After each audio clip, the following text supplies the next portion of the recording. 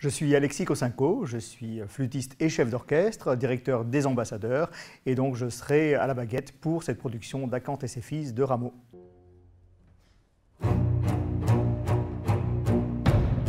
Rameau, c'est un compositeur d'une infinie modernité et j'ai plaisir à dire que Rameau est non seulement le premier impressionniste, il est aussi le premier expressionniste, il est le premier réaliste. En fait, il anticipe tous les courants musicaux avec un siècle, 2 siècles d'avance parfois. Et surtout, non seulement c'est un technicien de génie, mais c'est surtout un compositeur d'une très grande tendresse. Et ça, on ne le dit pas assez parce que la musicologie a colporté méchamment une image de Rameau compositeur sec, et en fait cette image-là, toute sa musique le dément. Donc je veux aussi montrer à quel point c'est un compositeur qui exprime tous les sentiments humains et de la plus belle manière qui soit.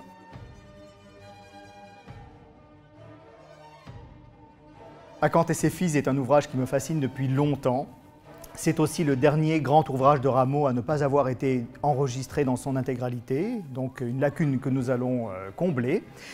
C'est une œuvre qui est extraordinaire sur bien des plans. D'abord celui de l'instrumentation, puisqu'il offre des couleurs tout à fait inhabituelles dans l'opéra baroque français, par un usage important des clarinettes et des cors, des instruments en fait que Rameau venait de découvrir, et dont il a fait un usage très audacieux dans cet opéra. Ça nous a d'ailleurs valu une passionnante enquête pour la reconstruction d'instruments adéquats, au diapason adéquat. Donc ça a été un grand travail entrepris avec le CMBV.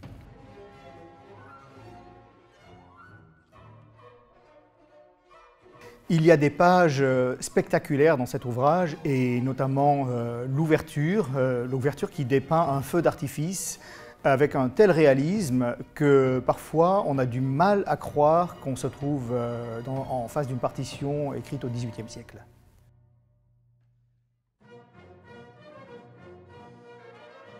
Avec Acanthe et ses fils, nous avons le plaisir de retrouver Sabine Devielle, avec qui nous avions collaboré, les musiciens des Ambassadeurs et moi-même, pour l'enregistrement de son premier récital qui était justement consacré à Jean-Philippe Rameau. J'ai aussi le plaisir de pouvoir travailler enfin avec Cyril Dubois, et justement nous avions collaboré mais d'une manière très différente sur un opéra de Messager l'année dernière. Ça avait été pour moi un régal et un éblouissement de l'entendre, et donc nous sommes particulièrement heureux de cette collaboration qui s'annonce.